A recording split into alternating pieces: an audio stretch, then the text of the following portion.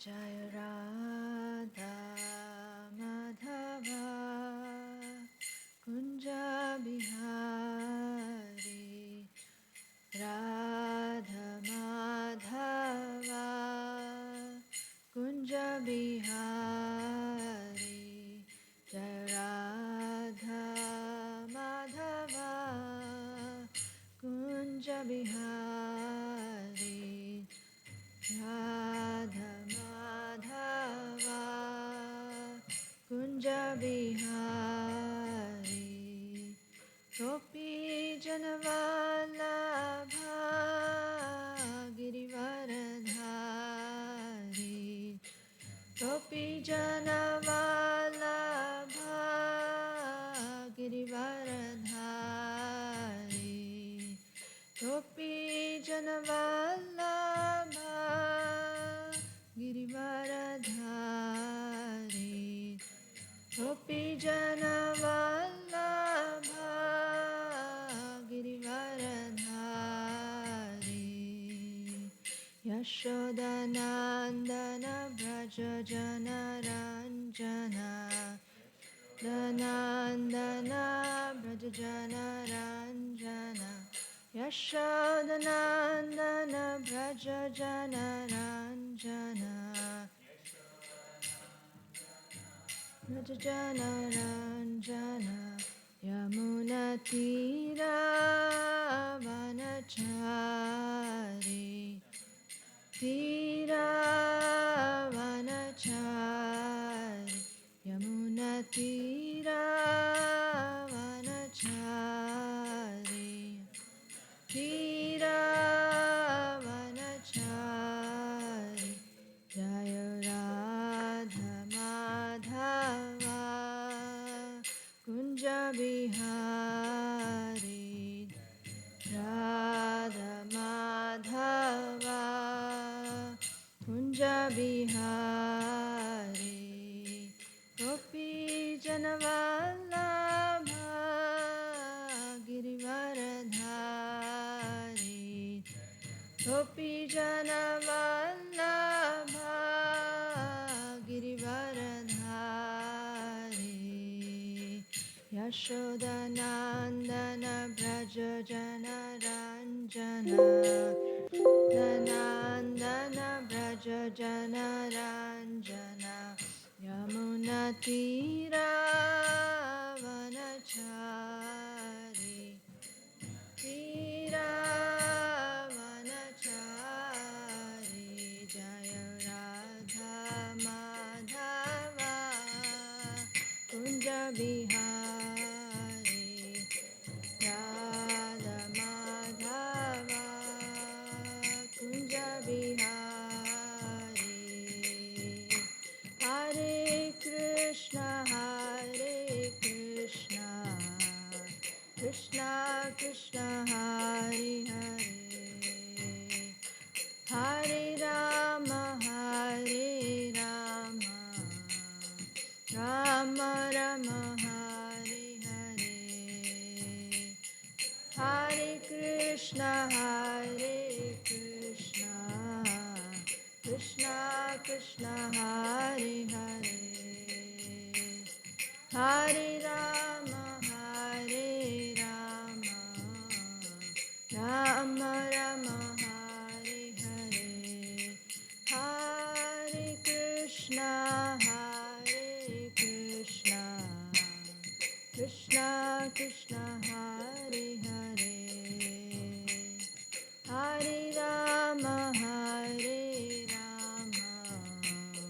Rama Rama Hare Hare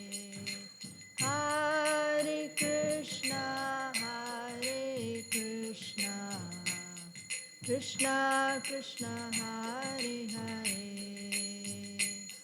Hare Rama Rama Rama Hare Hare Hare Krishna Krishna Krishna Hare Hare Hare Rama Rama Rama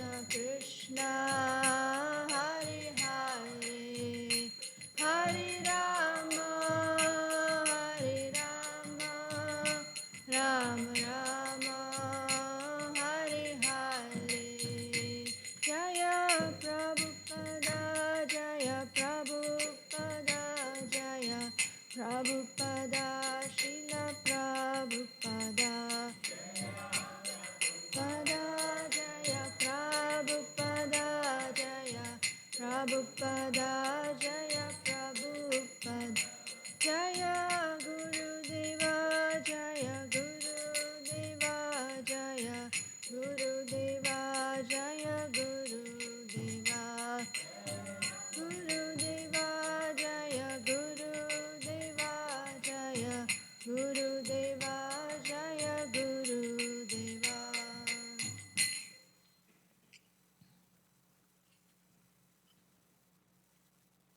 Thank you all for coming. We're starting a little late, so we'll may have to end a little late also. I will try to finish by 7:30, but we have a lot to cover also. It's a big topic, so we'll try our best. Some devotees, maybe they're still coming as we speak.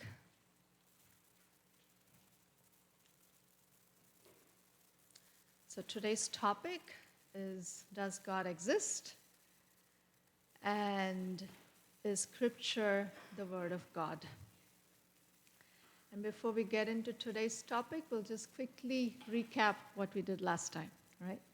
So we covered the topic search for happiness, or the roadblocks to happiness. And something we discussed was the importance of human life. So what do you remember? What's common between humans and animals? What's common?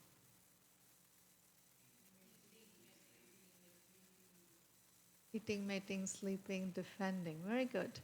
Very good. And what were the differences? Oh, it came out. Higher intelligence. What else, though? In what way is our intelligence different? What do you remember?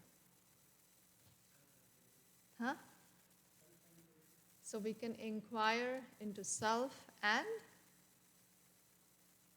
That's very good. What are we supposed to inquire about? Or let's say, what do the animals inquire? Because animals also can think, right? Or what do they think about? What's their thinking limited to? The 4 things. So what can we think about in addition? Or when does human life really begin?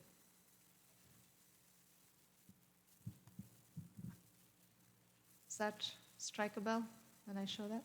Yeah. So intelligence, we have intelligence to inquire into the absolute truth. And in fact, it is said that unless we do that, Scripture says that we haven't really begun our human life, right? So, and we're supposed to inquire into the root cause of suffering and the destination of life.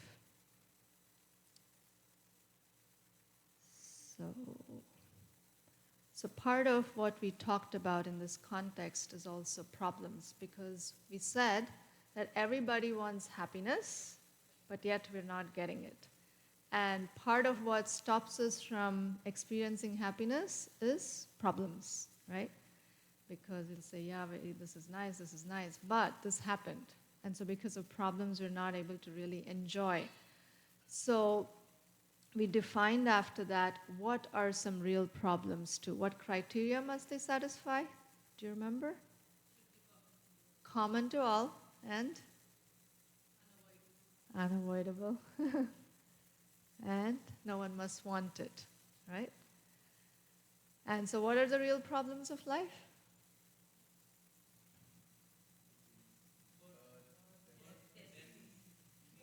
Okay, very good, very good. Good. And what are some other miseries? There's miseries caused by mind and body, right? That was one category. And there was the natural disturbances and other living entities, right? And then we explored some solutions to these real problems. And we discussed material advancement as a possible solution, right? But we discovered that modern technological advancement only gives maybe temporary relief, but not really a permanent solution, right? And also that modern solutions give rise to other problems, oftentimes, yes? So now we want to go deeper and really find out the root cause, right? So if any problem needs to be permanently solved, we need to address the root cause, right? Oftentimes, you may see some symptoms up there, but then the cause is often deep down in the root. One time we had a tulsi in our house, which was not doing well. And we kept treating her, leaves and the branches and everything. But then one day we thought, okay, let's, dig up and see. And she had lots of, there was some insects. The root was completely infested. And once we solved that problem, changed the soil, and then the problems were solved. So it's not just often what we see on the surface, but there's deep root causes. So we want to find answers to these questions, that why is this world having so many problems? Because one of the things we discussed was that this material world is a place of problems, right? Dukkhalayam, we said. So we can't expect it to be free from problems. So then why is it a place of problems? Was there a problem with the creator who created this material world? Why did he create it with problems? And if he didn't create it with problems, then did it just come by chance, this world? Or is there actually some person or energy, or is there some organized efforts to all of this? So we're going to discuss then, who is God, or who does God really exist? Because he's the creator. We all understand the God as creator. But, why is this world so full of problems then, right? So start with a little story. One time there was a saint that lived in a little village, or actually he lived close to a village, and the villagers invited him to speak about God. And he said, how many of you believe in God? And everybody raised their hand. And then he said, well, there's no point of talking to all of you because you know about God already, so why should I speak about God? And he left. So then some time passed. The villagers begged him to come back again. He said, please come and speak about God. And this time he asked the same questions. That, okay, how many of you believe in God? And this time nobody raised their hand, thinking that if he raised, then he's not going to speak. So nobody raised their hand. So then he said, well, there's no point speaking to all of you because you don't believe in God. And he just left. So then after some time, the villagers again begged this person, please come back, please come back. So he came back, and this time he again asked the same question, how many of you believe in God? And this time half raised the hand and half didn't raise the hand. And he said, okay, the half of you who believe in God convince the others. So what's really the lesson from this? The lesson from this is that oftentimes, we may fall into that same boat, that we say we believe in God, but we don't have maybe this firm faith. We get influenced by people, or, we can't convince others really. At different points of time, we feel in different ways, oh, if God is there, why is he doing this? I don't believe in God. Something happens bad in our life and we just like, oh, is God really there? So, therefore, it is very, very important to discuss this topic and try to understand systematically the existence of God very scientifically. Because if we don't understand, then we may accept God for what reasons? What are some common reasons people accept God for? They may accept God to fulfill some desires, right? That, like I lived in Bombay. So I always remember that right before exams, there was this temple called Mahalakshmi Temple. And there would be a 2-mile long line of students with a basket of 5 coconuts in their hand. Everybody going and breaking coconuts right before exam because they want to pass in the exam. They didn't study all year and now they want to pass in the exam. Or people go to Tirupati and they say, if you fulfill this desire, I will shave my head. I'll come back and shave my head, or I'll come back and give this donation or something. Or, there was one person who was an atheist I knew in my college times. And, but when he had an interview for his post-graduation, he wore this big tilak, not the tilak I'm wearing, but a different kind of tilak. I said, what happened to you?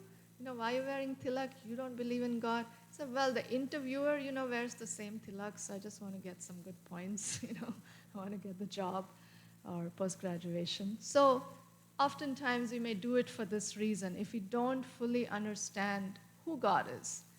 Or sometimes out of fear of unknown. I had an uncle, or I still have him, he's still there. And he was also quite an atheist. Now he's more of a theist. But at that time, he was quite an atheist. And he built a big building for his business. And then he started doing like a Griha Pravesh ceremony and, like he did Ganesh Puja and all. I said, why are you doing this? He said, just in case this God guy is there, he'll be pleased. He won't create problems in my business and maybe he'll help me in my business, So sometimes fear of unknown or sometimes just out of sentiment that, okay, I feel good or something. I just come to temple, I feel good, or, I want to be accepted in society, so I'll do it or something. Some sentiments, or, everybody in my family worships, so I'll do it. The mother-in-law has, daughter-in-law has no faith, but she has to worship if mother-in-law says something, right? Or, again, in Bombay, there's always such a competition during Ganesh Chaturthi. They have these bigger and bigger murtis of Ganesh, and each time the Ganesh becomes more colorful and so many lights, and it has nothing to do with bhakti or devotion, but it's just trying to fit into the society in one way or the other. So, and if not all this, then people reject God also. So if they accept for these reasons, the thing is the faith is not very deep. And when, life happens to us and, we're pushed beyond a limit, then the faith in God goes away. Somebody dies or somebody gets cancer and they say, why? God is not there. And they just stop coming to temple. I'm sure you all know people like that in your life, right? Something terrible happens and they just reject God. Or sometimes people understand God partially, they understand a little bit, and they become fanatics because of that, because they just get obsessed on some detail, and there's fanaticism before that. So therefore, we must try to understand who God is again. So we're just still building the topic. So there's God, there's science. So oftentimes people say God is just based on faith, and science is based on reason. So they say, I don't want to just put faith in something. Or we don't want to put blind faith. We want to put, faith after we've understood reasonably about God. So I want to just discuss a little bit what science means then. Science in Latin means scientia, and that word means knowledge. And knowledge basically means to see things as they are. Not just the way we want, but knowledge means to see things exactly as they're supposed to be. And so most of what science does is that it observes. People observe the phenomenon and so on. And then they make a theory out of it. And then once they make a theory out of it, that theory has to be reproducible each time. And this is the essence of science. They're not manufacturing something, they're observing, they're making a theory, and then, there's experiments. So we learn theory, we do experiments in our school. So we're going to try to go through these steps in trying to understand God. So before we even talk more about God's, definition or, what role he plays, we want to first talk about what is the evidence even that God exists? Can you all tell me some proofs of existence of God? What do you think? Just some proofs, just going about in life, yeah.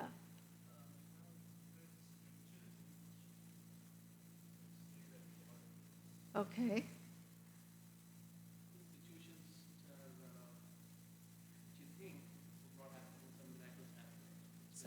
always happens. So, okay. Okay. So you think that that's because of some higher power? Yeah. Yeah. Right. Right. Okay. Anything else?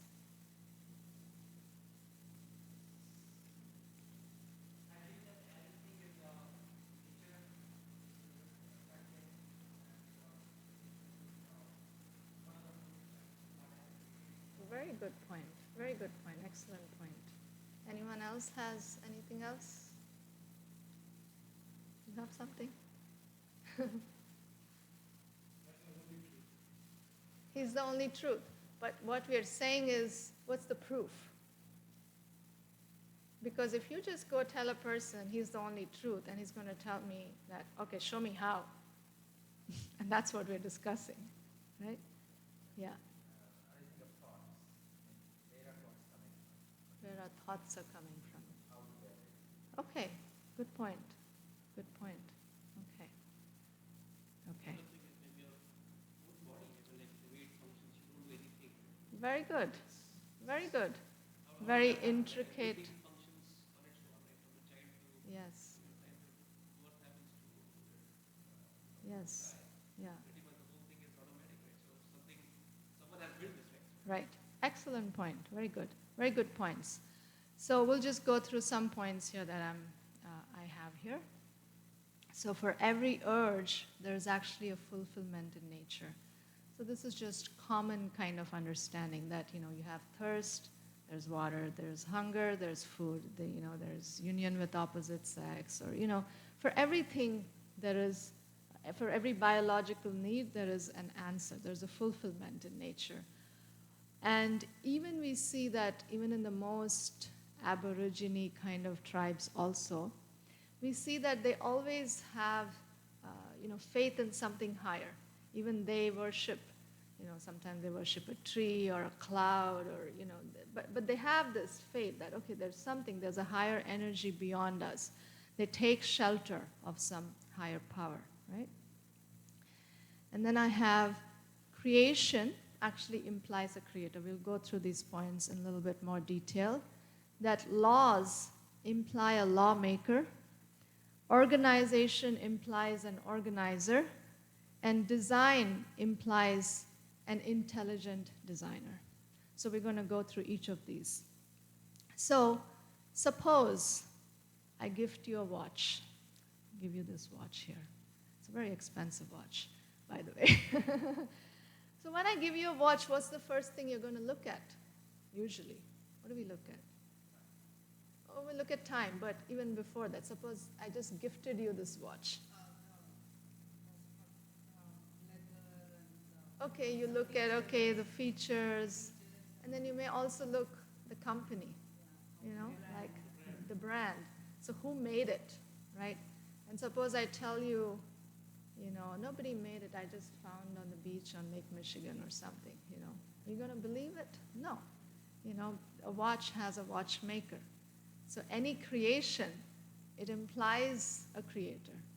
Or suppose I tell you this building, it just came, Big Bang, just cement, and you just put all these things, and Big Bang, and it just manifested. Does it happen by chance? No. Again, creation implies a creator. So here is Isaac Newton. Most of you know who's Newton, right? I mean, he's a big scientist, and he discovered the laws of gravity and so on. And he also made this solar system prototype. So if he made the solar system prototype, can we say that that's by chance? No, we can't. He made it, It's not possible that such a system would just come by itself. And in fact, Newton himself said, this most beautiful system of sun, planets, and comets could only proceed from the counsel and dominion of an intelligent and powerful being. And this being governs all things, not as the soul of the world, but as Lord over all. And on account of his dominion, he is to be called Lord God, universal ruler. So we tend to believe that these little things that are created, there needs to be a creator. But then sometimes for the bigger things, we think, oh, the universe was just created by chance. That's what people think. There are people there and there's no creator. So this is not a very reasonable argument, right? And there's more examples. So creation implies a creator always. So we have our brain. It's actually the most sophisticated computer in the whole universe. And the human brain can store more information than all the libraries in the world if we use all of the gray matter. It is said that normally we use, less than 5%. Less than 5% of our gray matter we actually use. But the information that a brain can store, it can fill all the libraries in the world. There's so many brain cells. There's trillions of brain cells. And each of these cells, it's more powerful and sophisticated than any one computer on the planet today, or any one smartphone, let's say, right? So who made this? Who made the natural intelligence of this incredibly complex computer, right? So this is a question. There's a creator behind this. We didn't just make it happen. Let us look at some other ground reality questions. So here's some people of different races. Here's some people who belong to different economic classes, right? Here's a family. They both have a family of 4, but obviously they look their situations are very different, right? So who decides this, right? It's a question for us. So we choose, usually we can choose our job maybe, we can choose a wife or a husband, we can choose our type of car, we can choose our apartment, and many more things we can choose in our life. But we don't choose our parents. How many of us choose our parents? Do we say, I want to go into this womb or something? No, we don't. We don't choose how beautiful we look. Of course, now there's plastic surgeries and stuff, so you can choose a little bit. We don't choose our intelligence that we're born with, really. We can work on it, but we can't change what we were born with exactly. Or at least at the time of birth, what we were born with. We can't change that. Or we don't choose our birth, right? So who chooses is the question, and on what basis? Is that all just by chance? It's just like a flip of coin, it just happens? Actually, some Abrahamic religions explain it that way. It just happens, God just makes us in different ways, and they don't have a clear answer actually why we are born in different ways. Why is one person handicapped? Why is one person stillborn? Why is some person born, in a nice family, and so on? Right? So it can be that it's by chance. And you mentioned human body, right? Human body again has like 4 trillion plus cells. And it has something like 800, 850 muscles. And each of them, again, has intricate functioning. And each of these cells, also, it's a very intricate machinery. It's like each cell works like a whole city, right? So this is, I'm not going to go into a biology class or something here, but this is just structure of one cell here. There's so many components to this cell. There's the lysosomes, which are meant for defense. There's the nucleus, which is the headquarters, right? It maintains, it duplicates the cell. The mitochondria produce energy. There's the Golgi complex for, transportation, the endoplasmic reticulum, and, so many components to this cell. And there's chromosomes. And if you just take the chromosomes, the amount of genetic material that is there, the amount of information that is there on each chromosome, you can write books. It'll occupy books. Actually, so many pages of information is there. So again, all this, is it by chance? It's not by chance. Now, some people say, so there's evolution. They talk about evolution. So we came through evolution, that we came from, we were all like monkeys, and chimpanzees, and then gradually we became human beings. Is that true? Here's a little joke. These little chimps are sitting down here, and they're saying, hard to believe they evolved from us. And then they're saying, and now they're teaching intelligent design in Kansas. So this is also not really the truth. There's a creator beyond this. It's not just that we evolved like this. Then there's the other proposition of intelligent design theory. Everyone knows this, right? Mount Rushmore in Dakota. So they say that the study patterns in nature are best explained as result of intelligence, right? So they don't say it's God, but then they say there's some intelligence. So they teach this intelligent design. So anyway, this is, again, Charles Darwin. He's the one he's the father of evolution, basically. But as he was trying to analyze just even how the eye functions, to see this butterfly or something, how the different parts of the eye work, it's so complex that he says it's not possible that this happened just by natural selection through evolution. That they were some, small organism before, and just by natural selection, this complex organism actually came about. So this is what Charles Darwin himself is saying. To suppose that the eye, with all of its inimitable contrivances for adjusting the focus to different distances, for admitting different amounts of light, and for the correction of spherical and chromatic aberration, could have been formed by natural selection seems, I confess, absurd in the highest degree. So I think by now, going through all these varied examples, we can confidently say that there is a creator's hand behind every creation. So this is one of the ways we can prove the existence of God to someone if they were to ask us. Now we have some concrete examples, and I'm sure you can think of many more examples yourself, right? The next point we're going to cover is that laws imply a lawmaker, always. So this is our universe, and we see that there's order and systematic arrangement in the universe. So there's many planets, and they are revolving in their own orbit. They don't need these signs. Do not change lanes, and don't speed. Just imagine if the planet all of a sudden decides, I'm going to go fast today, I'm going to speed up, or they just change lanes and, clash into each other. What would happen? But we never see that happens, really. And there's so many galaxies, so many universes, and each of the universes have so many different planets.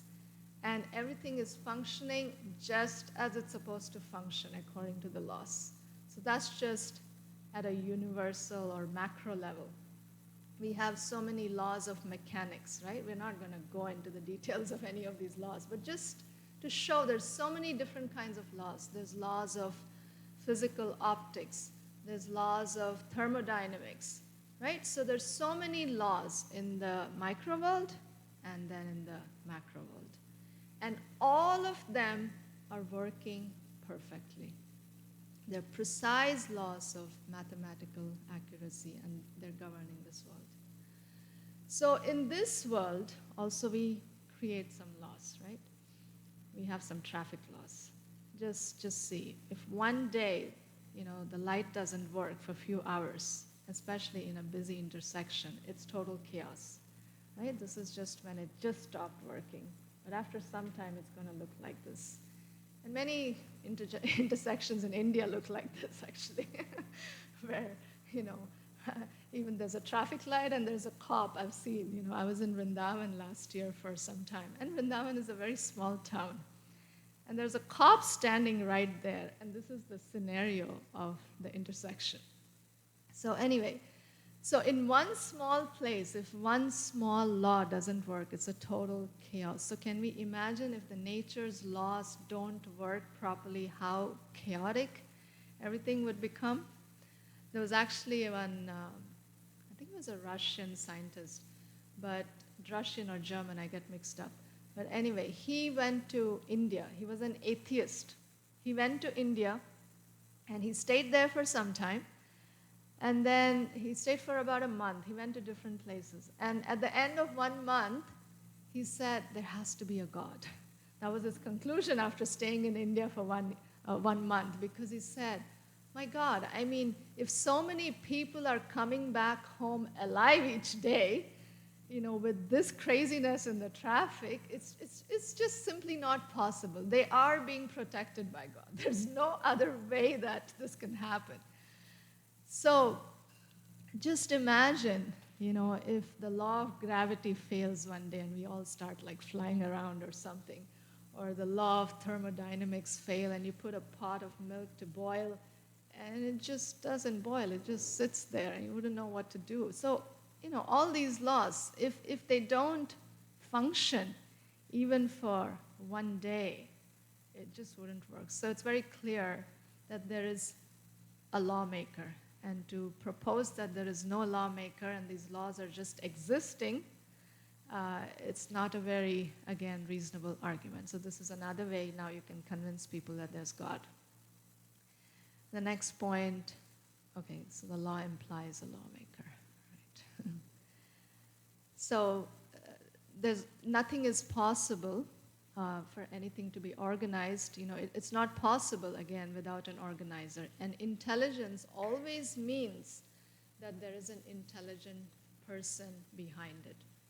So even Albert Einstein, he's saying that there is a perfect brain behind all the natural physical laws. He's a scientist, and he has come to that conclusion. Again, the other point we had in our discussion was design implies a designer. So you go to some houses, it's so beautifully designed, and we can't say that there's no designer.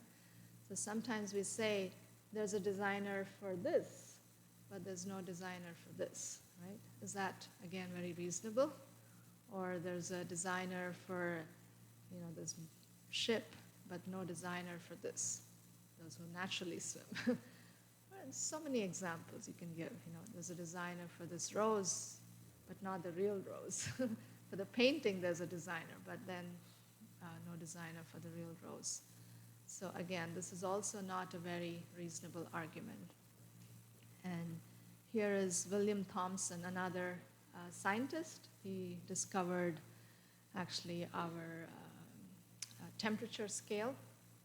And he says that if you think strongly enough, you will be forced by science to believe in God. So we just went through a few things which show us reasonably about the existence of God. Now the next thing we want to do is we want to define God. Okay, we want to all have a common understanding of what God actually means, because we can have various conceptions of what God means. Even if we believe that there is a God, the definition of what we think who God is may be very fuzzy sometimes. So we should have the same definition, because sometimes, in our English too, or in different languages, the same word can mean different things in different languages. And we'll be confused if you're talking about the same thing, right? So barf in English means to throw up. So he was barfing all night. But barf in Indian languages is snow. Or this is gift. Gift in German actually means poison. And die in Italian means come on. You say, die, die, die. And you say, somebody who's not Italian will completely misunderstand it. I save the best for last. I don't have to explain the meaning of that.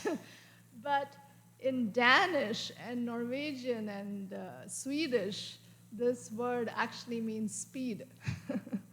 So we want to have the same definition that we are working with. Here's for all of you who are from India. This person is saying, hey, ma, but someone else is thinking, hey, ma. So we want to have a proper definition of God. So God is the ultimate source of everything.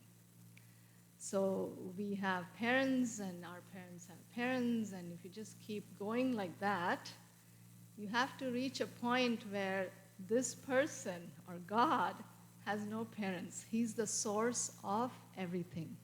He's called Sarva Karana Karanam. There's no cause beyond him. He's the cause of all causes. And if we say that God has a cause, then that cause would be higher than God. But it can't be like that. God has to be the supreme person. There's nobody beyond him. He's the cause of all causes. The next is that he has to be the supreme controller in every respect. So all of us also are controllers in many ways, right? We control some small things. Sometimes we can try to control our computer or something, but sometimes even that doesn't. Yesterday I was trying to just work on this PowerPoint, and it just, for some reason, it just kept freezing. I couldn't control the computer. Everything was fine, but I don't know, it was just acting weird.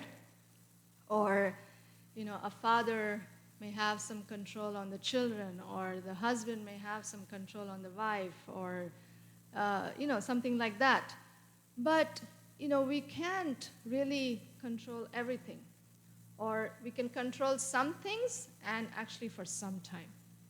One time a person came and said, I'm the master of this house, and I have my wife's permission. So our control is kind of like that we can control something, but it's not, we can't control everything, and what we control is also for just some period of time. We can't even control some basic things, like we can't control our heartbeat, we can't control the growth of our hair, we can't change the texture of our hair, we can't even control going to the bathroom, right? And we talk about being controllers sometimes, right? So God, though, by definition, he is the supreme controller, and he controls everything, and he is the only controller who's completely independent. His control is not dependent on any other factor outside of him. While when we control, we're very dependent in every way. Like we are controlling the weather in this room, but we're dependent on the air conditioner. Earlier the air conditioner was not working very well, and somebody did something, and now it's working a little better. So our control is always dependent, but God is completely independent.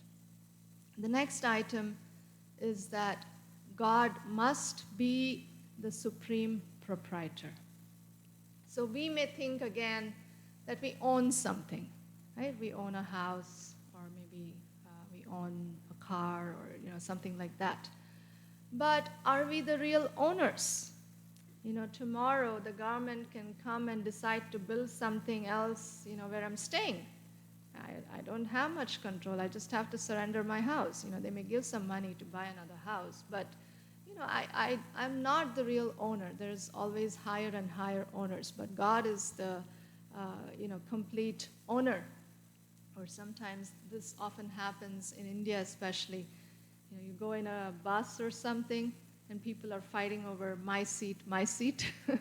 It's my seat for 10 minutes, but for the whole 10 minutes, they're just fighting, and neither of them ends up sitting on that seat anyway.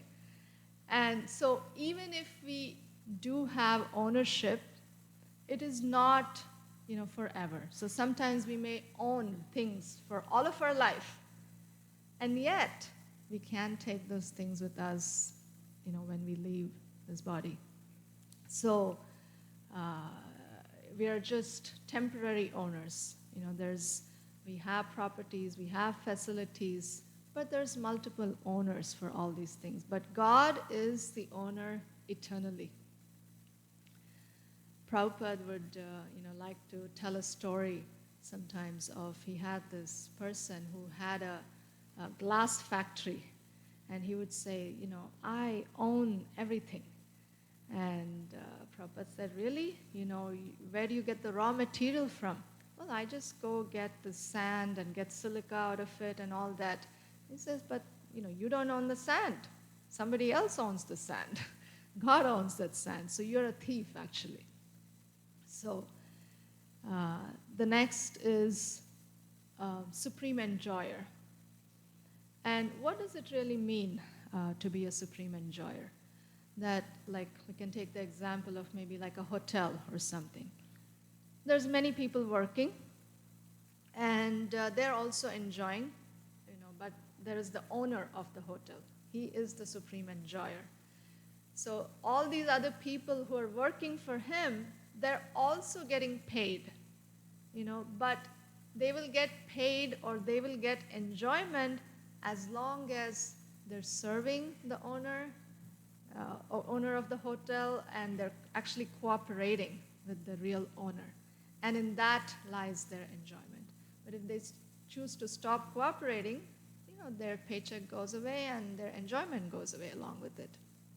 So our position is also like that if we cooperate, we are dependent enjoyers. We are not the supreme enjoyers. If we serve and cooperate God, then we can enjoy. And the more we try to separate ourselves and independently enjoy, the more we will find that we are inviting suffering in our life. We're not going to focus on that. We're going to talk about that in the 4th session more.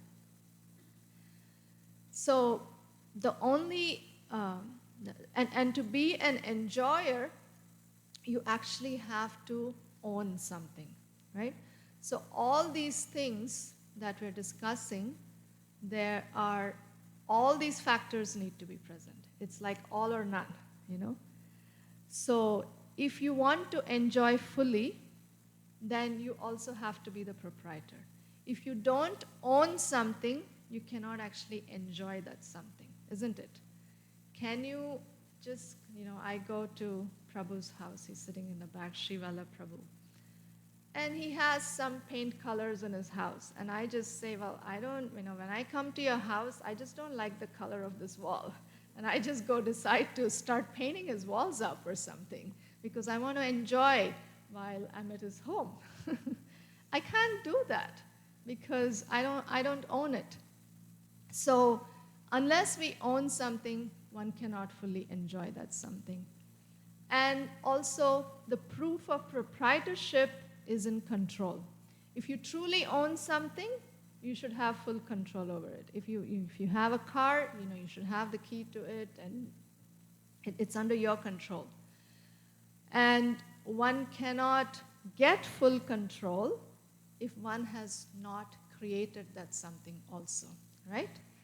Because if you are a creator, you exactly know all the different components of how to function everything, how to work everything. But if you're not the creator, then I may understand some aspects, and I try to enjoy those aspects, but sooner or later it breaks down or something happens, and then I have to go. That's what happens when we purchase something, right? There's instruction manuals that come with it, and we try to use, nowadays everything is on YouTube, and we try to figure out a lot of things. But still, if we can't, we go to the creator of that gadget or whatever that is. So we can, example of this, that we can't actually change the laws of nature, right? We can't change the gravity. We can maybe discover them. We can discover the laws, but we did not create the laws. So we can't also manipulate those laws, really. We can't change them completely. We have to operate by these nature's laws or God's laws that have been there. And we create some laws in this world, and perhaps we can change those. But even those are dependent on some superior laws. There's always another superior law governing it. Like, for example, we have homeowners association in this country, right? You own the house, you're the proprietor of that house, And you can kind of do whatever you want inside. But if you want to change something little, which will reflect on the out, you have to go and get permission. You have to get the county permit. You have to go to the homeowners association and get their permit like that. So it's very clear that if we haven't created something, if we don't own something, our ability to control that, enjoy that, it's very, very limited, or it's very, very dependent, right? So this is actually the definition of God by which we're going to operate with going forward. He's the ultimate source of everything. He's the supreme controller. He's the supreme proprietor. And he's the supreme enjoyer.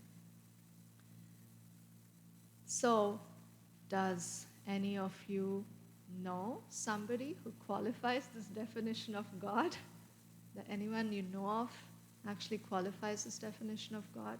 Other than God, actually, it's impossible to find such a person. And if somebody does say he's God, I mean, in India especially, there's many people who claim to be God. Every now and then, you'll find, I'm God. And just because they can produce some ashes, or they can produce some watches, or some apples, or, they can read somebody's mind sometimes even, or they can walk on fire, or they can do some little magic sometimes, But just because they can do that, should we accept them as God? So we should, run these tests over them. Do they run to the bathroom? When they have to go to the bathroom, right away they're disqualified. Do they go to the dentist? They're disqualified from being a God. So this is why we need to understand who is God properly and scientifically, because otherwise we get misled. Just because somebody speaks nicely, somebody can do some little miracles, we don't just blindly go and accept them as God. So now that we have come to understand that there is God and who is God, now the next natural question is, how do we know him, right? We want to know, how do we know him? There has to be some method of knowing him. So, according to the Vedic methodology, there is 3 ways to acquire any kind of knowledge, actually. So we'll go through that. And this is very, very important, actually, very, very valuable knowledge that we're going to learn here, because this will help you in all areas of your life. Not only just to know God, but in all areas of your life. So, the 3 ways of acquiring knowledge. The first one is called Pratyaksha Praman, which is direct sense perception. The second is called Anuman Praman, or these are theories based on evidence, or basically it's analytical understanding. And the third is called Shabda Praman, or this is hearing from a bona fide authority. And we're going to discuss each of them a little bit. So the first one is Pratyaksha Praman. So this is sense perception.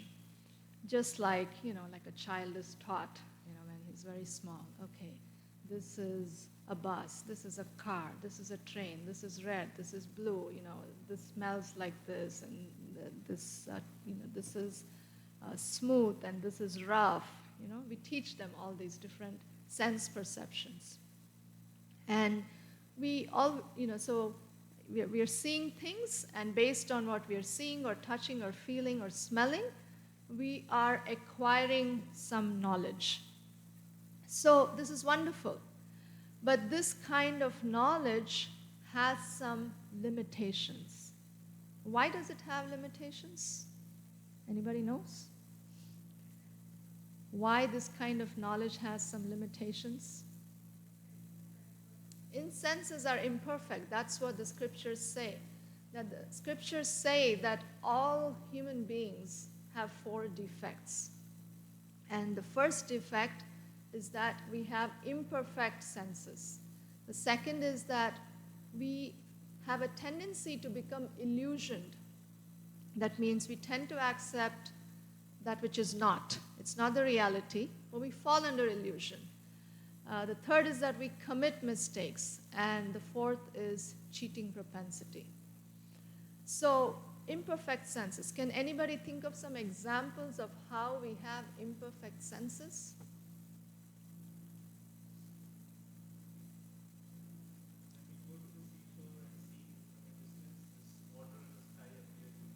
Okay. Good example. That's maybe, yeah, the sense is defective, or also that we fall under illusion because of the senses being imperfect. Very good example. Yeah. Oh, yeah. He said that when we by a seashore or something, we see that the sea and the sky are meeting. But it's actually not the truth. They're not exactly meeting. Or think of your ears, right? We have ability to hear. But can we hear ultrasonic or infrasonic sounds? No, we can't. The dog can hear certain things, better than us. Or it has a different frequency, basically. Right? So we have imperfect senses. Or, some other examples, like even with the taste. Suppose you've just eaten some sweet, and then you taste an orange. The orange is going to be like really sour right after a sweet. But if you, let's say, drink lemon juice, and then taste an orange, it's going to be, this is such a sweet orange. And both the two people, can be there, and both of them have a completely different experience of the same object. And it's from the same orange, by the way. We can say also that, okay, it's different orange. From the same orange, you give two pieces. But so the senses are imperfect like that.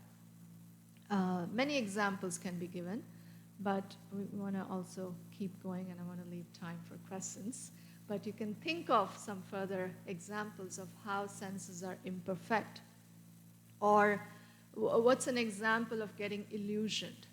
Sometimes we're driving on the road, and although it's dry, we see like there's water, like mirage, basically.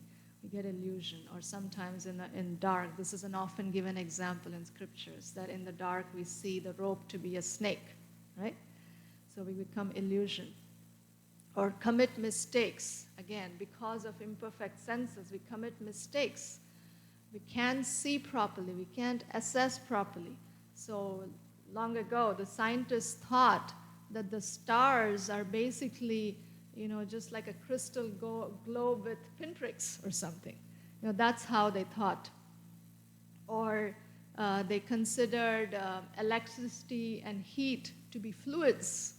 So this is a total mistake. And these are big mistakes, actually. But we make many, little mistakes because we can't assess, we can't perceive everything properly with our senses. And then there is also the cheating propensity. Of course, to err is human, and we all make mistakes, and because of that, some things may not work out right, but sometimes deliberately, also we cheat. That is a tendency within us, right? So even like scientists, they cheat. In the early 1900s, the archaeologists, they had excavated, like a skull and the jaw. And the skull was like a human-like skull, and the jaw was like ape-like. But they put the two together, and they said that, we're actually evolving from apes. But later, some others, did more research, and then they found that these two actually belong to two different beings completely. So anyway, there's this cheating propensity. So from all this, we can understand that the sense perception, this method of acquiring knowledge, although it gives us valuable information and it's useful, it is not perfect. It's imperfect. It has limitations. It's not that it's completely useless, but it is incomplete. But of course, God is beyond all this again. He doesn't have these four defects that we have. So what He speaks, He does, everything is completely perfect. The next method of acquiring knowledge is Anuman Praman. So this is logical or analytical understanding. So very nice example of this is often given in our scriptures is of this elephant here. That there's different people trying to touch different parts of the elephant. So basically the way Anuman or analytical understanding works is that you have seen something before with your senses. You might have seen two things and you put two and two together, basically. So here, this person has felt a fan before, and he's touching the ear of the elephant, and he's thinking that it's a fan. This person is thinking it's a spear, and this person thinks it's a snake touching the trunk of the elephant. This person holds the legs of the elephant. He thinks it's a tree, and someone thinks it's a wall, and someone thinks it's a rope. So you can see they are just touching a part of it. So what happens with this analytical understanding is that we have seen some things using our sense perception, and based on that we try to extrapolate our understanding. So they're not seeing the full truth, and so they come to a wrong conclusion. So you can also see that this method is also, it's not a perfect method. There's we can get trapped with this. Just like during the July 4th weekend, I was giving one class in Chicago Temple, and in the back there were 3 or 4 teenagers, and they were just giggling the whole time. And I was thinking they're laughing at me, right? It's like our immediate thinking pattern sometimes to think like that. Okay, we're talking something and 2 people are talking something and they're laughing, and we think, oh, they're laughing about us. They must be, these teenagers were just cracking jokes and they were just bored and they were just goofing around actually. They were not laughing at me, but our mind tends to extrapolate like that. Here is another nice example that Prabhupada, our founder Acharya, used to like to tell. A frog in the well. Dr. Frog, he would say. So there was a frog in the well, and he had a friend. And one time, his friend frog went to the Atlantic Ocean. And then after being in the Atlantic Ocean, he came back to his friend, this frog in the well, and he said, well, you know what? I was in this large body of water. And this frog in the well thinks, well, how big is it? It's double of this well, and started showing like this. This big? This big? He says, no. It's much bigger than that. It's much bigger than that. And then the frog goes, okay, this big. It started bloating its body, puffing it up, and says, this big, and this just keeps going on. And finally, this frog, the body bursts into pieces. So this is the fallacy of trying to understand something with our limited sense perception. He just lived in this well all his life, and he doesn't know anything beyond this. So he's trying to understand something beyond his range of senses using his senses, right? There's one time some doctors had a conference, and while they were having this conference, they see one person limping outside. So the orthopedic surgeon is saying, oh, he must have, broken this ligament, and this affected the tendon, and then that muscle must have got twisted, and, that's why he's actually limping. And we need to put him in this kind of cast, or we need to do this kind of surgery or something like that. And then there was a neurologist, and he was saying, that, it must be this nerve, and he must have happened because of this injury or something like that. And then there was a gastroenterologist, and he was saying, no, he just, he needs to run to the bathroom, and that's why he's limping. And finally, anyway, they decide, let's just go and ask this person what's wrong. And they go and ask him, and they say, well, nothing, my flip-flops just broke. I'm just looking for a shoe store to buy new shoes. So this is how our thinking can be so faulty, right? So you're using sense perception, we are extrapolating things. So everyone is watching the same world, but according to their previous experiences, people are coming to different conclusions. And also because of this, we tend to come to different conclusions about God too, if we don't base it on the proper understanding. Okay, how can I really understand about God? Is it just based on my thinking, really? So, anuman or logic is also imperfect. Finally, we have the third method, which is Shabda Praman, we said.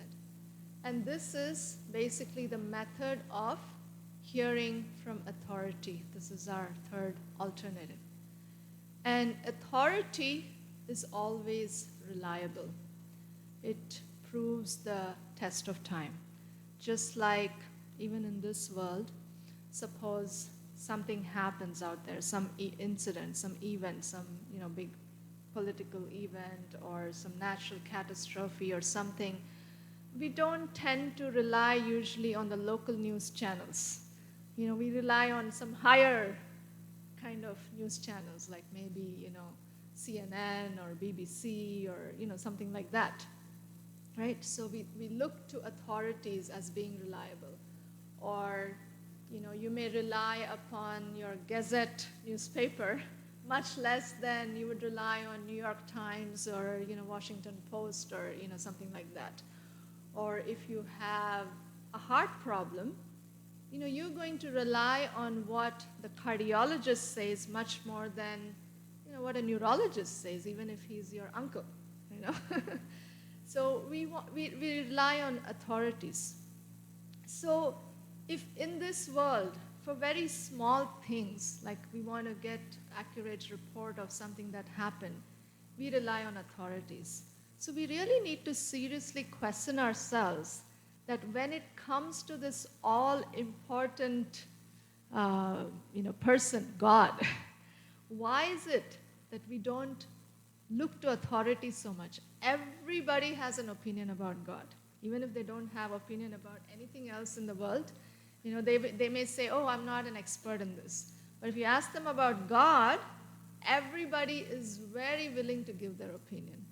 So this is something we need to deeply question in our life. Okay, if I want to understand God, I really need to go to an authority. So what is that authority for knowing God? So if you want to know who's your father, what's the easiest way of knowing? What's the easiest way of knowing?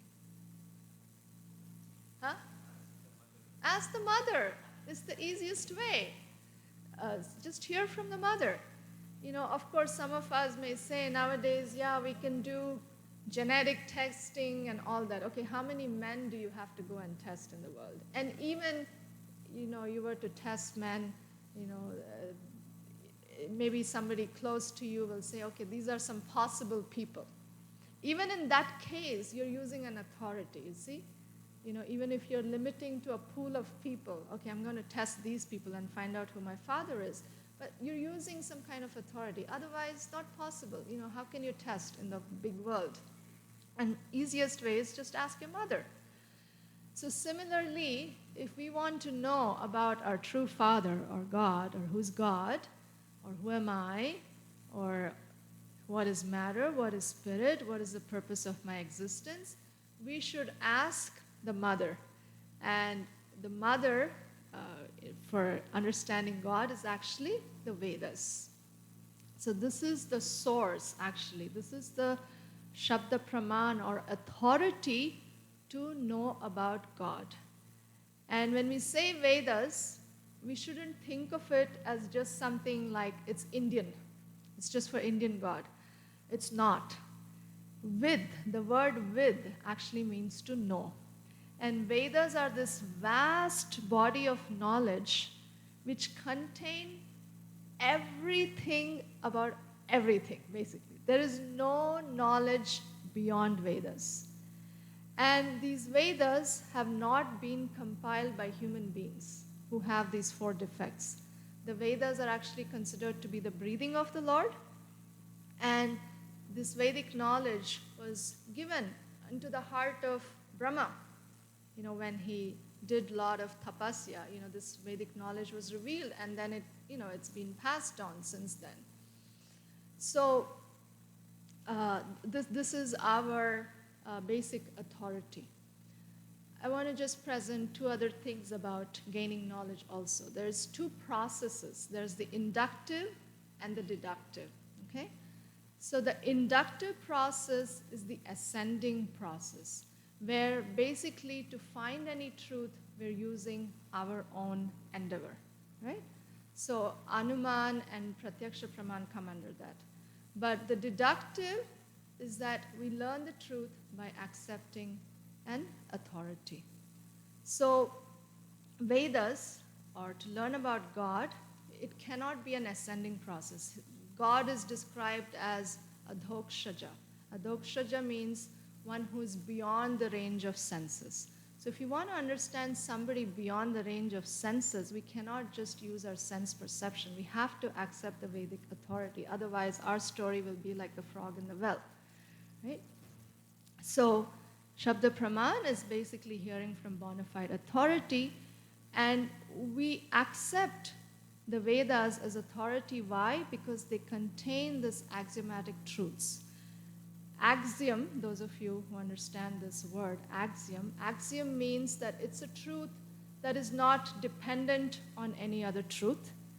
And also, it is a truth that stands the test of time. It never changes. This truth never changes. No matter which period of time, what circumstances, this truth is independently true, and also it's coming from an absolute source and not a relative source. So therefore, we're accepting Vedas as this infallible authority.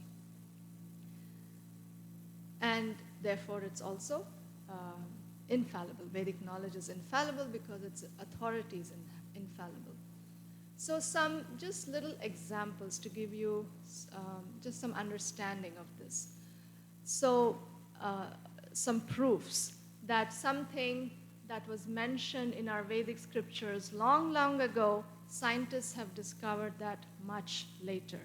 Like, for example, the earth is called as Bhugol or Saptadvip.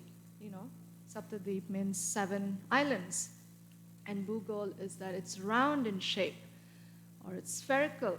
This is something, we found out only a few hundred years ago.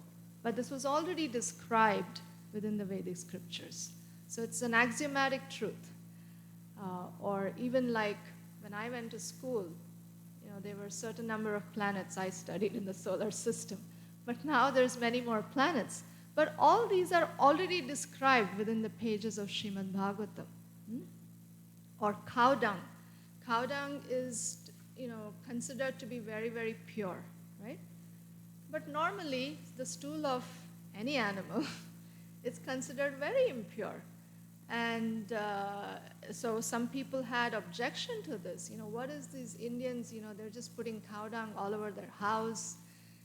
So some scientists actually tried to study the cow dung. And then they actually discovered that the cow dung really has antiseptic properties. But this is already mentioned within our Vedas. Or human embryology, right? It's a study of the development of the baby within the womb. So this whole study came about only after discovering radiology. Madame Curie, she's the one who discovered radioactive things and all that. And radiology came only after that. But in the pages of Srimad Bhagavatam, the entire embryology, how the fetus grows, is completely described. How the sperm combines with the ovum, what happens on the first day, what happens on the second day, what happens on third day, when do the different organs form. Step by step, it's already described. And this was before any scientific, discoveries and so on. So this is some examples of how these are all axiomatic truths and they're infallible, and how our Vedic scriptures are, absolute. Now, another feature of the test of an authority is that they should also be able to predict the future. So there's many predictions within our scriptures which are coming true, like Lord Buddha. His appearance is predicted in the Srimad Bhagavatam. So this is, by the way, SB Srimad Bhagavatam. This is the first canto, 3rd chapter, 24th verse. Lord Chaitanya Mahaprabhu, his appearance was predicted in the Srimad Bhagavatam and in the Mahabharata. Chanakya Pandit's birth was also predicted. Chandragupta Maurya and King Ashoka, so these are not just, even gods or something, just even these great people, personalities, these are mentioned within our scripture. Jesus Christ is mentioned in the Bhavishya Purana, and Muhammad is mentioned in the Bhavishya Purana and in the Atharva Veda. And the symptoms of Kali Yuga, that, we're currently in the age of Kali, and the symptoms of Kali Yuga are already mentioned in the Srimad Bhagavatam. So this is just one verse to just show you these symptoms of Kali Yuga and how each and every one of them are true. So Sukadeva Goswami is speaking to Maharaj Parikshit, and he's saying, "O king, religion, truthfulness, cleanliness, tolerance, mercy, duration of life, physical strength, and memory will all diminish day by day because of the powerful influence of the age of Kali." And wouldn't we all attest to this? Each and every single one of these is declining in the current age. So, I think we're getting some understanding of how our Vedic scriptures, their absolute authority. In fact, our scriptures are spoken of or compared to an instruction manual for life. Just like, you get instruction manual whenever you buy any product. When we were all created, there was an instruction manual. Basically, who are we? What is this universe? Who is God? How are we supposed to use our body properly, our intelligence properly, right? What are the cautions to be observed? Everything is mentioned. So this is really like our instruction manual. And also what to do when there's troubles. Even troubleshooting is there. Everything is there within our scripture. We don't need to just speculate or think, oh, it must be like this, it must be like that. But because we haven't read these instruction manuals, we are all quite puzzled in our life. Why is this happening? Why is that happening? Why couldn't it be like this? I was so nice to this person. Why is this person being so obnoxious to me? But if we read scriptures, we will get answers to each and every one of these questions. And Krishna says this very thing in the Bhagavad Gita 3rd chapter, that he has given these scriptures. He says that in the beginning of creation, the Lord of all creatures sent forth generations of men and demigods, along with sacrifices for Vishnu, and blessed them by saying, "Be thou happy by this yajna, because by its performance it will bestow upon you everything desirable for living happily and achieving liberation." So where are these yajnas or sacrifices mentioned? They're mentioned in the scriptures. So I know we started a little late, but I have a few more points to cover, and then we'll conclude. So now, the other question you may ask is that why there are so many scriptures.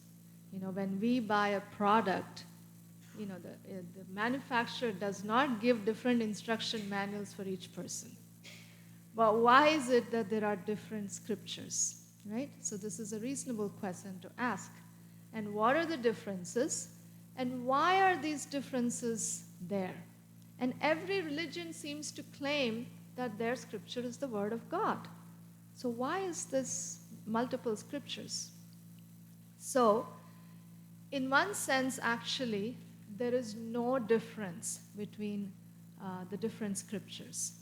The different scriptures are basically meant for different audiences. So, time, place, circumstances. Just like 1 + 1 or 2 + 2, 2 + 2 is 4, whether you're at kindergarten level and also PhD level. But the way you use that is at a much higher level. So according to the audience, then it is spoken in different ways. Just to give one practical example, Gandhi, Gandhi, he advocated that everyone wear khadi, right? Khadi clothes.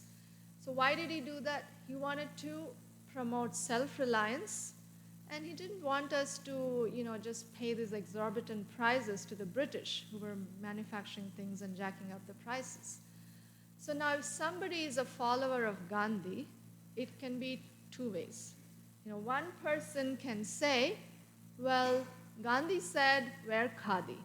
So I'm wearing khadi. Even if it's imported, I'm wearing khadi, right? That would be an immature understanding of Gandhi's teachings, isn't it? That the principle was something, but he's actually just misapplying it. And the other person, he may wear a pant and shirt and tie and all that, but he wears only maybe Indian manufactured clothes. So he has applied the teachings more mature way. So for mature application to be there in our life, even though there are scriptures, for mature application to be there, guidance is actually required. And without this proper guidance, we can misunderstand things. And this is where the role of a guru comes in. So although there are scriptures, but how to properly understand the purpose and the essence of scriptures according to time, place, circumstances, we have to learn it from those who are learned. So the essence of all religion is usually, these main things. God is one, He's the source of everything, obey the Lord, service to God, love of God, return to kingdom of God, and surrender to God. Every religion talks about surrender to God. Whether it is Christianity, thou shalt love God with all your heart and all your soul, with all your strength, with all your mind, and your neighbor as thyself. So this is surrender. A word Islam itself means complete surrender. And Bhagavad Gita also speaks about surrender, right? So I'm just showing you the similarities between the different scriptures. Or all scriptures or all religions also talk about chanting of the holy name in different ways. But again, to apply it maturely, we need the guidance of a guru. This is the verse from Bhagavad Gita which speaks about that. And so the essence is the same. Sometimes you can understand it also through these examples, different dictionaries or explanation of an expert physician about some disease, to a child or to an adult or a medical student or, an expert in that field. So we already covered this point. So now there's so many scriptures, and which scripture to follow? That's maybe another question. So we'll conclude with this, that Bhagavad Gita, so Krishna knows, or the Lord knows, that there's in the Kali Yuga where we have short lives, poor memories, we really need something easy. So Krishna, he gives Bhagavad Gita. It is actually the essence of Vedas, essence of all the Vedas. So here's a verse which is showing us that because Bhagavad Gita is spoken by the Supreme Personality of Godhead, one need not read any other Vedic literature. One need only attentively and regularly hear and read Bhagavad Gita. And we'll skip that. And then this one book, Bhagavad Gita, will suffice because it is the essence of all Vedic literatures, and especially because it is spoken by the Supreme Personality of Godhead. And even Shankaracharya speaks about the glories of Bhagavad Gita. He also says that this is the essence of all Upanishads. Not going to read the rest of it. So the most important scriptures, especially in this age of Kali, is the Srimad Bhagavatam and Srimad Bhagavad Gita and Srimad Bhagavatam. Okay? So we'll conclude with that, and just a quick summary of what we discussed today. Who's behind all these problems that we talked about last time in last class? Does God exist? Creation implies a creator, laws imply a lawmaker, nothing orderly happens by chance. We went through the definition of God, how He's the source of everything, He's the supreme controller, He's the supreme proprietor, He's the supreme enjoyer, right? And then we talked about how do we know Him. We understood the three ways of acquiring knowledge through these pratyaksha, anuman, and shabda. And the Vedas are actually the proper authority for gaining this ultimate knowledge because they describe the absolute truth, they stand the test of time. And also we discussed why there's different scriptures and what's the essence, what are the scriptures for this age of coming. So we can take some questions now. And thank you so much for being patient and attentively hearing. I know there was a lot of information thrown out at you, but hopefully, I think you all kept up with it, because I saw you all nodding. So,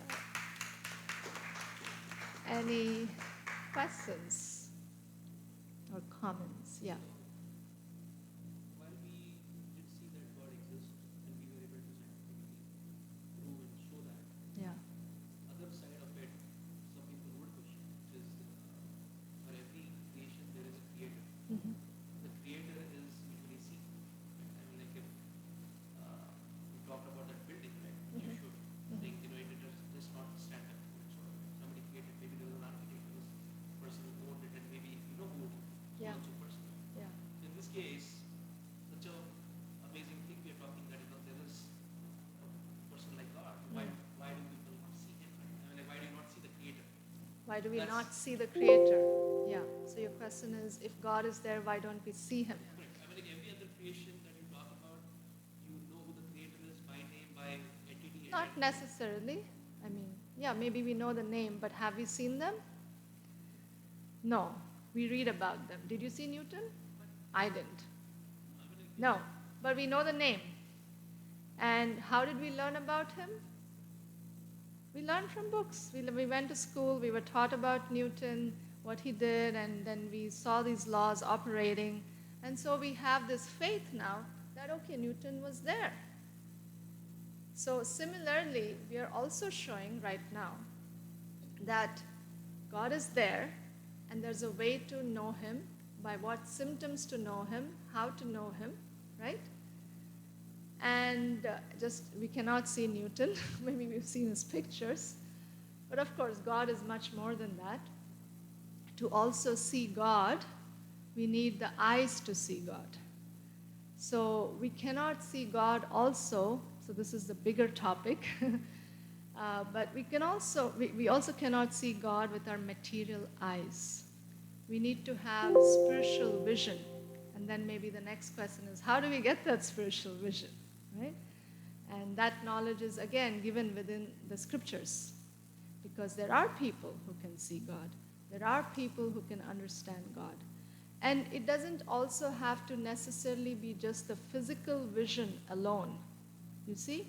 Just as we are not seeing Newton just physically, but experientially we can see the Newton's laws and so on. And just even through some of the laws that we spoke about today, through that we can actually experience. We can experience that I'm not in control of everything. I'm not the ultimate creator. I'm not the ultimate proprietor, and so on. And when you come to the temple or you pray to God, we've all had experience of God's reciprocation, And some people can say, oh, it's just sentiment, it's just by chance. But if you do studies, we will come to the conclusion, actually, that it is not just by chance or accident. There is a consistent phenomenon here. And that is why in the beginning I showed the slide about science. Science means that they observe something, they make a theory out of it, and then each time when you apply that theory, it's perfectly reproducible. And if you apply God's laws that are given within the scripture, you will see that they will work. Definitely they will work. Yes. So this is the way to see that he exists. Yeah. Satisfied? Yeah. Okay. So meditation is the platform or vehicle to get to God. Meditation is one of the platforms. It's one of the platforms. The if I have to say it perhaps in an absolute sense, the only thing by which we can see God is devotion, devotion to Him. Unalloyed, selfless devotion, and this mood of service to Him. Unalloyed devotional service, I should say, not just devotion, but devotional service, selfless service to God. But then, what is the medium of awakening that devotion? And there's many mediums of awakening that devotion. The main medium of awakening devotion is, or how devotion starts in any of our lives, is by the intervention of a devotee. Only somebody who has something can give us something. So a devotee who has devotion can give devotion to us, right? And our scriptures, our chanting, so it's regularly studying scriptures, chanting of the holy names, associating with the devotees, coming to the temple and worshiping Him, and remembering Him. So there are 9 limbs of devotional service that are described. Hearing, chanting, the Shravanam, Kirtanam, Vishnu Smaranam, Archanam, Vandanam, Dasyam, Sakhyam, Padasevanam, and Atmanivedanam. These are the 9 limbs of devotional service. But it all also starts with hearing, Shravanam. Shravanam is actually the first step to awakening devotion. Shravana means hearing. Because it's only by hearing that you understand anything. And that is, even if you want to chant or meditate or whatever, or how to meditate, the first thing is you need to hear about it. Is that okay? It's a big topic, but I'm trying to just keep it concise. Anything else?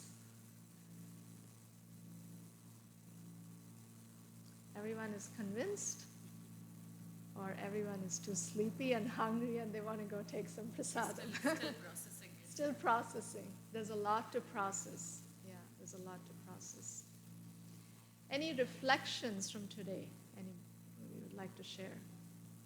Something that really touched your heart, or just like, just clicked. Something really clicked for you. From the first session, we are getting answers in the second session. Uh-huh. If we have questions in the second session, I feel that we will get answers. It's in the third session. Yeah. So we will get answers. So our next session is Who Am I? This is our next session. So at one level, we know that we are all souls, but we'll try to understand it a little more deeply, how we are the souls. Right? Yeah. And these are, by the way, our deities, for those of you who don't know. The same deities that are on that picture, they're not yet installed. They will be coming out during Janmashtami time. So they will be on the altar from August 13th through Janmashtami and the next day. But they're not installed yet because we are still a growing community. We do not have enough brahmanas to worship them. So we're in the process of trying to train and grow, and when we get the new temple, we will install these deities so that proper worship can go on. Okay, so we'll stop here, and then maybe if there's some further discussion, we can discuss over prasad. Okay? Thank you all very, very much.